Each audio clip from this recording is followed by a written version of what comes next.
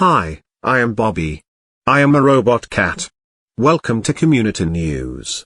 I am testing out this new streaming format for my dear viewers, so that you may chat and interact much longer. At the end of this video, there shall be a looping screen to extend chatting by 15 minutes.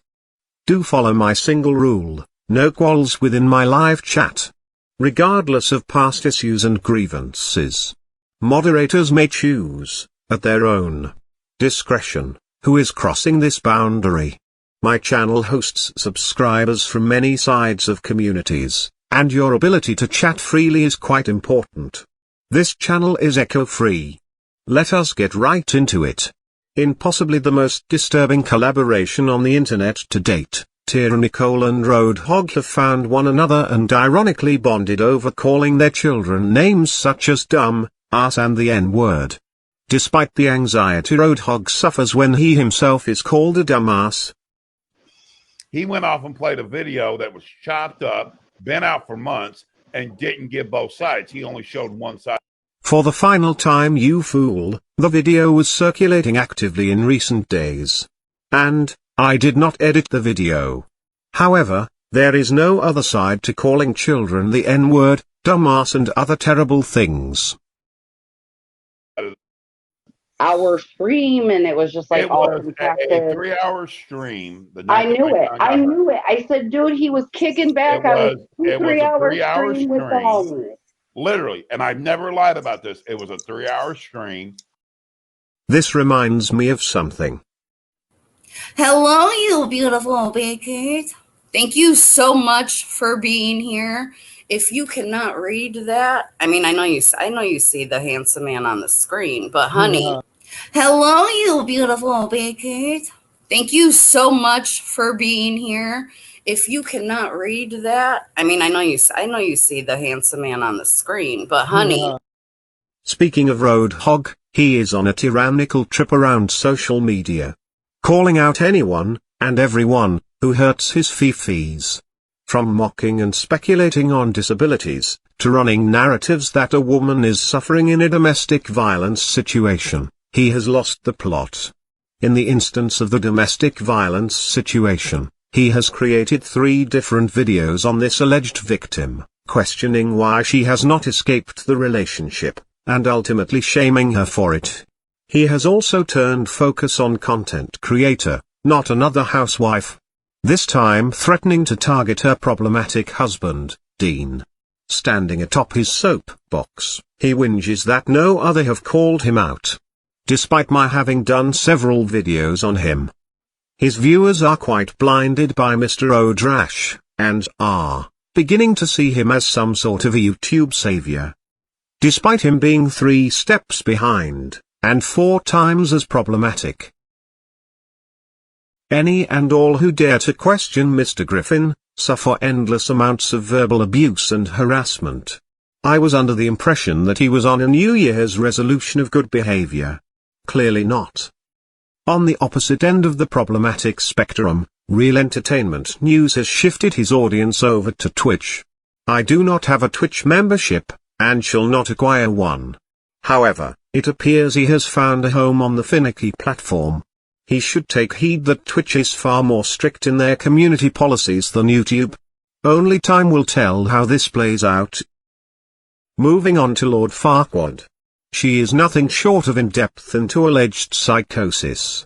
From creating terrible efforts at comedy by attaching Duggar heads onto her hideous merch, to reporting on the birth of babies not directly related to the Duggars, the plot has vanished. In a recent short stream, Catherine showed her inability to behave like a proper adult in the face of serious circumstances yet again. I have compiled the best bits for your viewing pleasure. Going to make a request for a new trial or an acquittal. The motions were due today. So I assumed that he was going to ask for a new trial or an acquittal. And I think we already talked about this, that this is a standard procedure and it's a part of the procedures that he ask these things. And it's more than likely, I just want to temper this, that it's more than likely these will be denied by the judge. These are very, very, very hard to win, especially because in this case, there was so much evidence. But are your viewers truly this nevermind? From appeals perspective, asking for this would be necessary so that they don't, they have to do all the things that they need to do. So before we do get started, if you did not see my new video, I did a video about the Bates family being canceled. I spoke yesterday to an insider with Up TV, formerly, and talked a little bit about what happened, why they got canceled, what's going on with that, and got a lot of insight about what happened. So that video is up on my channel. It's uploaded like an hour ago. I was honestly not expecting to go live again. I'm still not feeling the best, if you can hear it in my voice. Or is it because you are speaking about Josh Duggar? I am still dealing with the crud. And then, yes, today I am wearing a shirt that says I prefer the guitarist because... Yes, Catherine. A blind man could read that monstrosity of a shirt. Because the IBLP hates rock music and my husband plays guitar. And if you're going to ask me where he got it, I have no clue. I have no clue. So we have been talking quite a bit about, since Josh was convicted, what he's been doing, you know, like talking to Anna 9 times out of 10, 100 times a day, talking to his parents, getting hung up on by his attorney, and all that other stuff. He is waiting for the judge to set a hearing for the sentencing. And today, they requested that the judge throw out the verdict. Could you be any more fucking dramatic? They not only asked that the judge throw out the verdict, but they also said, okay, if you can't throw out the verdict, can I have a new trial? Because of these reasons. And it's long, and there's a bunch of attachments. And honestly, literally the most interesting thing that I read in the attachments was that Jed Duggar has a fake Facebook account. I mean, you guys, we already knew that the Duggars had burner accounts because they just, I know they do. And I know that they're following me on Instagram. I know that they follow me and leave comments. It's so obvious to me when someone is a Duggar, and they all say the same things. But yeah, Jed Duggar has a fake account. We already knew that though, right? Didn't we already know that? Who would have suspected? This is embarrassing. That Josh Duggar has a fake account. All right, let's get started.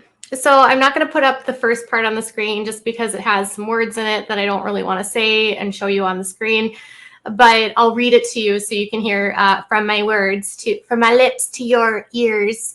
Madam, keep your lips away from all of us. About what's on here. It says he is asking it says that is respectfully moves the court to enter a judgment of acquittal. And they're using Rule 29C. And then he says Duggar moves this court to grant him a new trial if you deny this under Rule 33. Do you even know what these things mean? Only in the event this court denies those motions, he requests the court dismiss count 2. Because it's a lesser included offense of count 1. So they have 3 different things they're going to do. First, he says, I want a new, I want you to throw out the guilty verdict. If you're not going to do that, I want you to grant me a new trial. If you're not going to do that, I want you to dismiss the second count. Now, the reason why they don't want him to, they want to dismiss the second count is because they believe that the judge is already going to dismiss this, but they stayed that. And they know that he can be, even though they stayed it, he can still be sentenced on both. And it's up to the judge to decide if he's going to sentence on both. And if he decides to sentence on both, it's a larger time frame that he could be facing and a much bigger fine. You literally haven't a clue what any of this means at all. So anyways, basically what they say is that they want to enter a acquittal, and this is why they want to do the acquittal. The reason why he's asking for an acquittal is hilarious. I really think that his attorneys are really, do you think like Jim Bob, I mean, Jim Bob says that Josh paid for his attorneys on his own, but do you think that Jim Bob is like on the phone with Justin and he's like, Justin, can you just come up with anything? I need to get my good name cleared. Please, can I get my good name cleared? Please. Anything. Can I get my good name cleared? Please, Justin, can I get my good name cleared? You are not amusing at all, Catherine. I mean, that's Wow. the kind of thing like I'm imagining. Can I get my good name cleared? Just come up with anything, Justin. Come up with anything. So yeah, the attorney hung up on him twice. Isn't that hysterical? Okay, so anyways, it says that the evidence viewed, that if the jury has returned a guilty verdict, the court may set aside the verdict and enter an acquittal where the evidence viewed in the light most favorable to the government is such that reasonably minded jury must have a reasonable doubt as to the existence of any essential elements of the crime. Your professionalism is aces. This Catherine. court must grant a Rule 29 motion for a judgment of acquittal. And the court may not weigh evidence or assess the credibility of witnesses when evaluating this.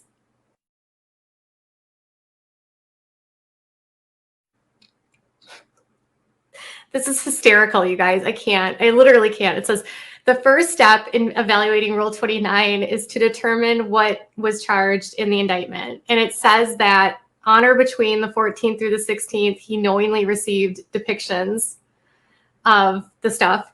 Secondly, he knew that these depictions were of CSAM. And third, that they had been mailed, shipped, or transported by means including by computer or interstate foreign commerce. We are still waiting for the punchline, Catherine. Okay. So that he knew it was on it. That's it, okay? And then it says number 2 is first, that between May 14th and May 16th, he knowingly possessed these on his computer, that he knew that they were CSAM and that such items contained CSAM, which involved children under the age of 12. Children under the age of 12. And that the HP computer and the computer files containing these depictions had been shipped, transported, blah, blah, blah. Okay. So this is what they said, and I can't stop laughing. You weirdo. The evidence elicited in the trial does not support a conviction on either count. Even in the light most favorable to the government, specifically, even accepting arguendo and only for the purposes of the motion, the allegation that he received and possessed visual depictions, they failed to adduce any evidence that he knew that the CSAM were CSAM. A necessary element for the conviction. Indeed, the evidence at trial established that certain files allegedly found on the HP desktop were never viewed by any user on the computer, and that all the files had been deleted shortly after being downloaded. Thus, even in the light most favorable to the government, the jury had no evidence that he personally viewed anything, specific portion of any of the files allegedly found on the computer. The only scenario in which you ever smile is when you are speaking on the atrocities of this case. First of all, the files were not allegedly found. They were flat out found. And there's no evidence that they could convict him. None. There's no evidence, you guys. Okay.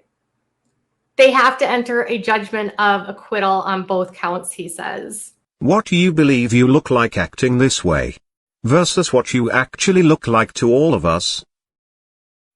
Because you did not convince us that he did not look at them. He didn't see them. We don't even know if he saw them. Remember during the trial, Justin kept saying, well, we don't know if he actually saw them. Like, that's the whole thing here. It's so stupid. And the fact, here's how I know that they know that this is a throwing it out into the middle of nowhere, is this literally takes up a page and a half. Like, that's how seriously they're arguing it. I don't believe they actually believe they have a chance in hell of getting this.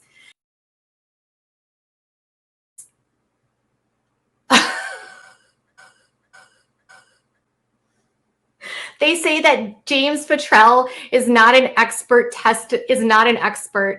He's not an expert. You would need to have someone that is an expert in geolocations. And he was not deemed an expert, but he was deemed an expert, you guys. This is so ridiculous. Why does anyone buy into this? Because the judge is going to be like, I already ruled that he couldn't be in there. Why would I grant you a new trial? Number two, I already ruled that we could put this evidence in. Why would I grant you a new trial? Number three, he wasn't an expert witness. And number four, Caleb Williams wasn't there. Like, dude. Are you all right? So anyways, I think they're going to test Mr. Mann's patience on this for sure. And I think at the end of the day, Josh is not going to fare well in this case. So when I'm thinking about what this is going to look like and how things are going to play out, you know, I'm starting to think that he's going to be convicted still. He was already convicted. Already was convicted. They're not going to not acquit him. And you mean they are not going to acquit him? I've saved the best for last. Todd acknowledged me. Todd acknowledged me. Oh, Kip likes Canisteris, apparently. Poor bastard. How is Todd's takes coming along? Never. Now, let us chat for 15 minutes, my dear viewers. Much gratitude for your attendance and support. Cheers.